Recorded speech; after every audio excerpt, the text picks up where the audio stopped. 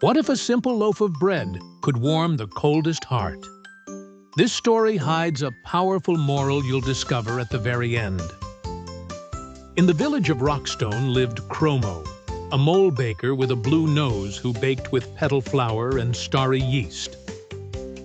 No one knew how, but his bread crackled like dry leaves and smelled like hugs.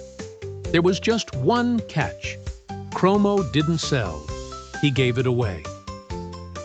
"I don't want coins, I want smiles," he always said, as he hung rolls from trees in the park for whoever needed them.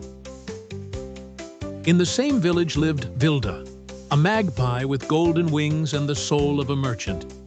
She loved shiny things but hated to share. Every morning, Vilda flew high, spying from the towers. Her motto was clear: "If it's not mine, I don't care." When she heard of Cromo, she saw him as a threat. "Who gives without asking? He must be hiding something," she muttered to herself. On a cold day, Vilda stole one of the hanging rolls. When she tasted it, a warmth fluttered through her chest feathers. She flew back to her nest, confused. That night, she dreamed trees talked and stones sang with children's voices. The next morning, she secretly followed Cromo. She saw him enter a cave and return with a bag of sparkling flour. Curious, she snuck in behind him and found something stranger still. Cromo shared his bread with invisible forest beings. "Who are they?" she whispered, forgetting she was spying. Cromo turned and looked at her gently. "They're the hungry of silence, creatures that feed only on shared kindness." Vilda didn't understand. "What good is that? No one sees you helping an invisible thing." "But they see your soul," Cromo replied. "And when they're full, the village sleeps without nightmares." Vilda laughed. "You mean your bread keeps nightmares away? That's deliciously crazy." That night, Vilda couldn't sleep. Not from fear, but from thoughts of the unseen. At dawn, without knowing why, she baked her first loaf. It was ugly and hard as a stone, but she broke it and left it in the park. She did it again the next day, and the one after. Her bread remained terrible, but something inside her began to change.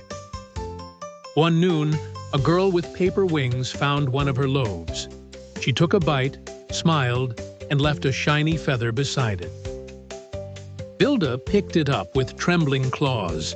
She had never received such a wordless "thank you." She flew to Cromo's cave. "I want to learn to bake like you," she said without hesitation. "First, you must learn to give without expecting," he replied, handing her half a loaf. Vilda took it, but didn't eat it. She flew to a hill and left it there, beside an old shoe and a painted rock. That night, the sky lit up with violet lights, and the trees whispered her name. Cromo smiled from his oven. "Now you can bake with petals." And so she did. Her bread was still odd, but now it tasted like hope. Each morning, she hung halves of bread on wires, in branches, even in forgotten coat pockets. One day, she woke with a light heart, not from the bread, but from knowing she'd never bake alone again. Since then, the village sleeps peacefully. And if you listen closely, you can hear the hungry of silence snoring softly. Moral: sometimes breaking something in half is the most complete way to share it. See you very soon with more magical stories that will take you to incredible worlds.